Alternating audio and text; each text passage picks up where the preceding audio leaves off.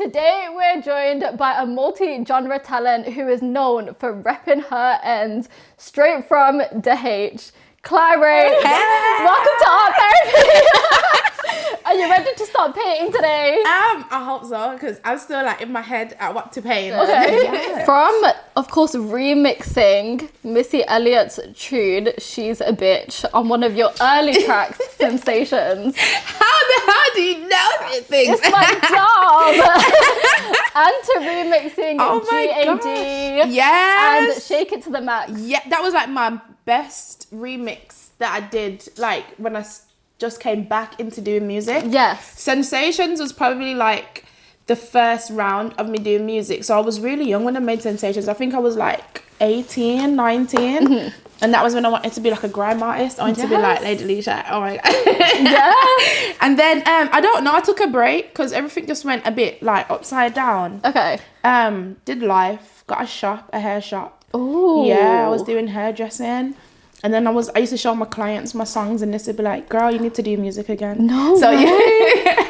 Okay, because when you started, you started with grime, you started with like G-style. Yeah, and now you're making like rock tunes. Yeah, so like Marry Me. So how did we get there? Like what was the artistic journey? I've always been eclectic just as a listener. Yes. But it got to a while where I stopped listening to music as a whole, just outside music. I never used to listen to it. I think it's because it just got very overwhelming because there's just a lot of music to listen to. Yeah. And then, so like I said, I did grime, rap, because I was really good at that. And then when I came back into the scene, it was very melodic, very like singing. And then I noticed that I could speak patois quite well in the music. So I started doing Jamaican music. Yes. Then I kind of hit a standstill. This is just before I met my manager. Because I realised that the artists in the dancehall community, I don't really relate to them much. Okay. You know, shaking. Yeah. I want to shake, but I don't want to do that on camera as much. I don't want to dress the way that they wanted me to dress. So I was always hitting roadblocks with like labels, meetings, what they saw from me as an artist. And I realized as well, like where I want to go in the music industry, doing dancehall, I love it. And it's like basically where I'm from, my culture. But I didn't see my trajectory in that scene. Yeah.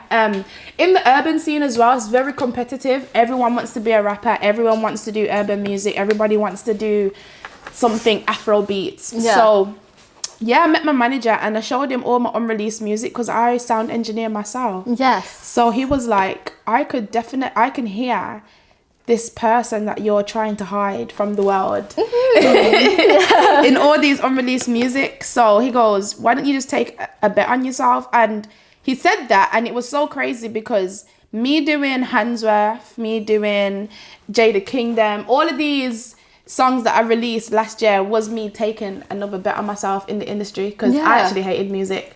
I wanted to quit. So when he said that, I said, you know what, no worries. And so now we are doing rock, which is literally the one genre that I love and I've always hid from the world because, you know, I'm from the ends. Not everyone listens to rock. People be like, oh, it's like white girl music. And not a lot of the people that I'm around resonate to it.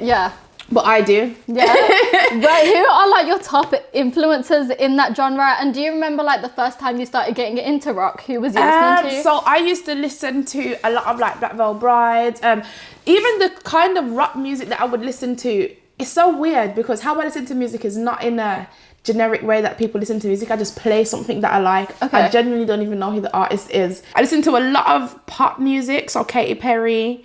I used to love Rihanna, you know, like her alternate sounds, stuff like that. I kind of like Lady Gaga, but she's a bit. She's very camp. She's very out there. That's the word. And I kind of love when an artist like has something really wacky about them and they stick to it. This is what I love that about her. But I don't. For me, it's so hard to. I don't know, like I love her artistry, but it is very hard to resonate with her. 100%. I feel like nobody could do the meat dress. No. Only she could do the meat dress. Nothing that she does, nobody could do. From sound engineering yourself and also getting into producing, yes, is knowing how to play a bunch of instruments, does that make producing easier, or are you doing it more electronically? So I learned how to play drums, guitar, bass, piano, and alto saxophone. Okay. I learned that when I was around secondary school. So I used to play a lot of instruments just to carry my saxophone home, beat off the house. Mum used to be like, Klyrae, that is loud. You can't even turn it down. You know what I mean? Yeah. And then when I turned around 16 to 18 is when I got into sound engineering. I don't think it's easier for me because I wear nails. I can't really play the guitar much. Okay. So I don't really lean on the guitar as much. I just find instruments, for me anyways, I know it's not the same for everyone else, but I find it a lot more longer to input in the computer with as opposed to doing it electronically. Yeah. A lot more quicker. I have ADHD. I want that sound in right now, perfectly that way. Yeah. Yeah. From making, of course, so many different genres, rock, dancehall, you've also done genre blends. Yes. What are your favorite genre blends to do so far? My favorite genre blend is dancehall and rock. Yeah. Only because it's two worlds that you wouldn't believe can get combined. Yes. The first kind of inspiration that I got was the Jada Kingdom, but that was because the beat was rock, but how she was, you know, so I was like, if I spin this in my way, yes, I definitely can bring the vocals out in the rock kind of genre and then just come straight through with the power. And that if I'm being honest, because I do rock now, it does alienate a lot of the crowd that I've built so far, which is sad sometimes. But when I do the dancehall and the rock together, it makes them feel like they're still with me. Yeah. They love it because they're like, yo, I would never listen to this normally, but you're making me like rock. Yeah, because how do you think your identity, doing so many different genres, how do you think your identity is still showcased in every genre that you go into? That's me though, normally. So if you've known me over the years, I've been so many different characters. Like so many. I've shaved my hair. I've had one side bald. I've had locks. I've done so many different me's. I've been super tomboy, so I don't wear no girl stuff. Like I look like a stud basically. I've been like a skateboard freak. Like I've been so many different me's, but still me at the same time, like within how I communicate, how I socialize. It's just about now directing it in a way where it's not sporadic, which is why I'm absolutely happy that I have my manager now, because before I was dropping music like how I wanted to. So I'd drop a grime song, dancehall song, and it would confuse a lot of the people because, like I said, Shake It to the Max people would still be here, and then they'd get a grime song and they'll be like, okay, we like it, but dancehall please, you know? But I think it's so great that you have so many different pockets you can tap into, because I think a great artist is someone when every time they drop an album is completely different, and every era can be defined. That's very Rihanna. Like you can look back at Rihanna and think she's a whole other person. This is what I'm saying, and that's the person that I want to be. And I definitely feel like it's shown, like how you've spoke about my discography has open my eyes, because it definitely is shown, and it definitely is noticed, and I really do appreciate that you've took the time out to listen to that, because 100%. Sometimes I don't feel like people notice it. I feel like they just like what they like that I do, and then want me to just continue doing Stick to what they're so boring, man. There's only so many ways that you can make an Afrobeat song, and there's only so many ways you can make a dancehall song, which is what's happening right now. I don't want to be the same artist. I don't want to be making the same kind of song for the next 20 years over and over again.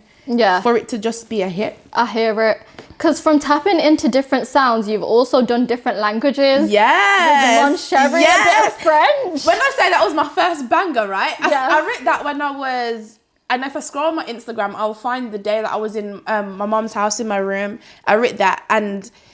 I don't know, I used to speak French. That's what I'm saying, I used to just speak French a lot. I just liked doing it, so I taught myself French a bit. Because it's so crazy, because I wanted to speak Lingala. So I had a lot of Congolese friends, so I learned that I had to speak French to kind of speak Lingala. So Mon Chéri, when I dropped that, like still people, I've had fans that have been around me since that song, and that is the first, like, they keep saying, yo, when you drop that, like Lady Sanity, Maddie Saskia, so many other names that I can't, like, there's so many other people that I met when I was 16 that knew me for that song. I was like, that's wow, crazy. y'all still remember that? Yeah. Moving on to, of course, From the H. One of the reasons I wanted to interview you that was a whim, you know. Handsworth, and I'm from Handsworth. That was such a whim. Yeah. I swear to God, that was such a whim. Because you said you sat on that song for about a year, was it? Before you actually dropped it? A year and a bit. So I heard some guys in the studio, because I had a manager at that time who was a sound engineer. Big up to Nino, and he literally helped me get through so many hoops in regards to just getting my music at a certain level. Yeah. I remember hearing somebody with the beat, and I was like, there's a rapper called Bricks, her daughter was there. And I was like, yo, these guys are like terrible. Absolutely terrible. So I think I went home, and I didn't have the name of the beat. I just kind of knew what to look for. Yeah. And I searched YouTube for time, and I found it, and I was like, yeah. And then, I don't know, it just kind of came about. Yeah, it just, like, that's me and music though. I was just like, I don't know, From the H, A, and then spelling out Handsworth fit. And then cool, so had the song, sat on it, everyone was like, don't drop it, people are gonna think you're a gangster, you're rapping. I'm a good girl, so like, I was scared. I was like, oh yeah, they actually are gonna think that. I'm repping. Do you think you helped the kids become more literate? What? Oh, definitely. I feel like I shone such a good light on Handsworth in particular. Yes. Because the narrative around the ends was very negative. Yeah. So even like getting the music video, that video was free. So Gorza at the time, I think I didn't even know Gorza. I just seen him doing a contest on Instagram, and he was doing like, if you like this post, repost it. It's gonna put the names in a generator, and you'll win a free music video. Oh, fucking boy! I was like, I don't even nothing about life. Yeah.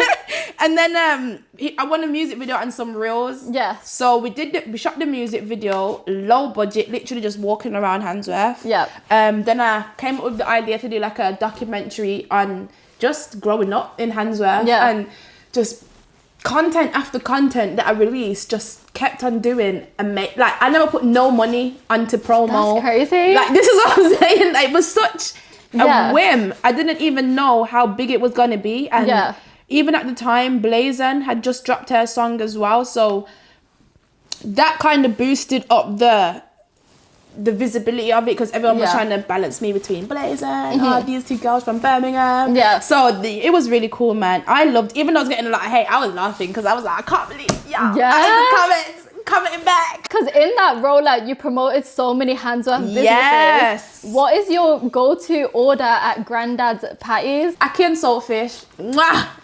To die for at that patty shop, or I'd get just normal beef. That's the only thing I get, and it always has to come with cocoa bread. Yes. Always, and a slushy. Yeah. Talking about different wins, didn't you win something with Koji Radical at Selfridges as well? I swear to you, I kid you not. Okay, I don't go anywhere. Yeah. I don't like going places. I'm very like in my bubble. I do say it's autistic traits as well, because a lot of things are just very overwhelming for me, and I've been a nerd growing up, so I'm not used to being outside. I've never gone carnival a day in my life. No. Yeah. No, like it, you know, just so much. I feel like you performing there, you would kill it. This is what I'm saying, but I will try it, you know what I mean? Yeah. But it's like, even going to that, I think I had a friend at the time, Daisy, and she used to tell me, Klyrae, she told me for months, like, you need to go to Selfridges. I mean, not Selfridges, Pirate Studios, Walks. And I'll be like, oh, girl, I don't know. I'm not sure about that. There's people there that... Because at the time, I didn't know how much people knew me. I still kind of don't, you know what I mean? I'm still just a normal person. So I went to the thing. I went to Orcs, and everyone was like, wow, Klyrae's here. And I was like, fuck it out. Because you don't want to step out the house, and then you do it, and everybody knows. Yeah, and people are coming to me, hugging me, and I'm like, damn, like, I genuinely didn't realize how, you know what I mean, the impact. Yeah. So then I showed a lot of my, because you can show unreleased music in it. Yes. So I did show, I think at the time I showed Jada Kingdom, because it wasn't released yet. Yeah. and I was just showing people different levels of my artistry, and I don't think they realized how eclectic I was. Yeah. So I won that Aux. So then they told me that the winner of that Aux at Pirate gets an automatic invite to the Selfridges thing. So I think I went with my mum. I was like, Mum, I have no friends to go with. Can you just come with me? And we both went. And then I won again, and I was like, what the hell? Love it. Back-to-back wins for you. Stepping out and all these things happening to me, it's like, what? Yeah. It kind of does give me a bit more clarification on just, how good I am at doing music. 100%. I wanted to ask you, like, early 2025, you thought about quitting music. Yes. What brought you to that decision, and then what made you think, thinking about quitting music. So I started at 16, which was Monchery. Yeah. And then I had a consecutive kind of time until about 19. It was crazy. Like I was living by myself at 17. I was in the YMCA until about 19, and I got my own flat. Yeah. I had a mad relationship with a guy, and it just wasn't the best thing for me. Even just the whole ending of it was terrible. So that kind of made me want to never do music again. That whole situation. And then it was only because of my clients, because I went into doing hairdressing. Like I do other things, I can do other things. So I went into doing hairdressing, got my own shop, submerged myself into a whole another life of still creative, but another life. Yeah.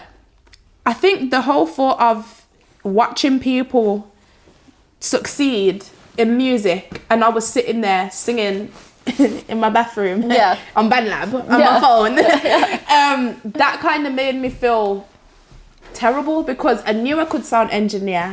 I knew I could play instruments. I knew if I just got a Mac laptop, I could just go for it. But I just didn't want to go through the same trauma. So I think at 2025, I think the first song that I made was Who Say I Bad, that I released. And I think I found a videographer, and he was doing like freestyle videos for like £200. I was like, you like that cheap? So I said, book you. And then I found Reese.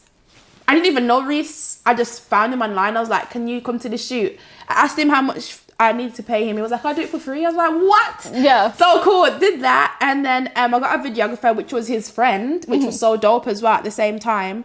And then I dropped Who Say a Bad, and I submitted it. So by this time, I would have already had my PRS, because I did music from 18. I did a Red Bull TV show and stuff. Like I did things, you know what I mean? Yeah. So I would already had my PRS started. So uploaded the song on PRS, submitted it for BBC West Midlands. Fucking when I chose it to be the song to play on radio, I was like, what? This is the first song that I've done coming back. You know what I mean? I had people in jail calling me saying, yo, just heard your song on the radio.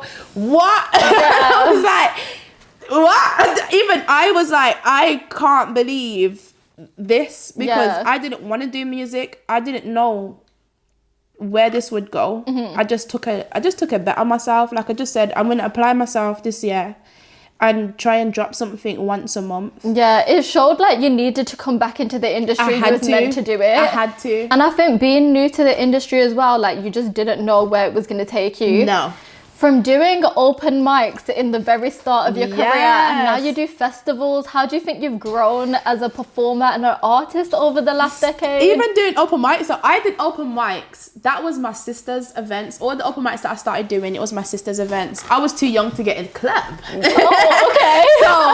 So when I did start performing properly at the open mics, made it a lot easier to do the bigger shows that I do now. So like Germany, when I performed for the Parliament, that was amazing. How do you prepare for performing for the German Parliament? Because that's very different to like a club appearance. I did not perform. We did not get prepared for nothing. We were just like, we were just enjoying the city, and like, you know what I mean? Like I think me, but that's why I have my manager now, because he is a lot of fine-tuning, making sure that when I do perform, vocals are on point. So I'm doing a lot of vocal training now, and just getting more into different, like fine-tuning myself, refining myself to making sure that it's perfect. But now that I do rock, my notes have to be on point. My etiquette has to be, because I have to be able to have breath and still be be able to move about. So yeah, like Germans, oh my gosh, them people are different, you know, like they will be enjoying something, but they're sitting like statues. Really? I swear to God. It's only the young people that will kind of move, but like the people in the audience will be like, I think it's because there was Parliament as well. Yes, but after they were like, so amazing, like, it's so like, wow, can I follow you? And I was like, wow. They probably wanted to bust a move and they but like, we gotta be like, like, I need to be professional. I also comment. What is coming up for you in 2026? What can we look forward to? So I have a mixtape that's dropping. It's gonna be the whole new sound. So it's the music from now on moving forward is pop, rock, and a mixture of the blend of dancehall. Okay. I don't think I'm going to be going back into the urban singing as much for now. I won't cross it out 1000%. But I definitely think for now, I'm not going to be there. Okay. So I'm just going to be showing everybody what I can do and all the other stuff that I can do instead of just being the same. I don't like being the same. That's just not my favourite thing. Like, because Marry Me, I saw some of the videos. When is that dropping? So it's I've got a date, but I'm not going to say the date now because I want to keep it a bit like, you get me, a little bit esque. But that's going to be dropping with another song that all the songs on the mixtape, to be fair, are like Marry Me. Okay. I have dropped a visualizer a few days ago. Yeah. That's like an interlude for the mixtape. Yeah. So yeah, like most of the songs are that way, and hopefully it does just lead on to bigger and better things. I want to see if I can try and get urban artists as well to come into my world. Yes, instead of me always going into theirs. If you were a boxer, what would your ring walk song be? Walk it like I talk it. If you was in a food fight, what would your food of choice be? Fried chicken, boneless. Yeah, sweet chili sauce. Love it. Yeah. What was your favourite childhood movie? No, The Sound of Music. Oh, I know that's so weird. Okay, switching it up. Yeah. Okay, Death Row Meal, starters, mains, desserts. Starter, tempura prawns. Okay. Mains, lamb chops. Yeah, with mashed potato. Dessert, I'm not really a dessert fan, but I will eat a whole Costco cake to myself. Oh, them Costco cakes, I did it on my birthday. Yeah. I bought a whole one, I ate to myself. Yeah, it took me about 3 days. Yeah. Final question. Yeah. Top 5 albums of all time. I don't know. I don't listen to albums. This is so terrible. So I genuinely don't listen to music that way, but top 5 artists of all time: Rihanna, definitely. Willow Smith, definitely. I'm definitely gonna put D-Dot in there because he's just been a one sealer artist for me. Lady Leisha, and that's only because at the start of the game, she was a big inspiration for me. Yeah. And the 5th artist, I'm gonna say Blazin'. Okay. And I'm gonna say Blazin', and she's only recent, but she's got such a talent that everyone undermines because of how young she is and how different her music is. But I promise you, she's gonna blow. Okay, perfect. Are you ready to reveal? All right. 3, 2, 1. What? You just did that right now? Can I take that? Can I take this?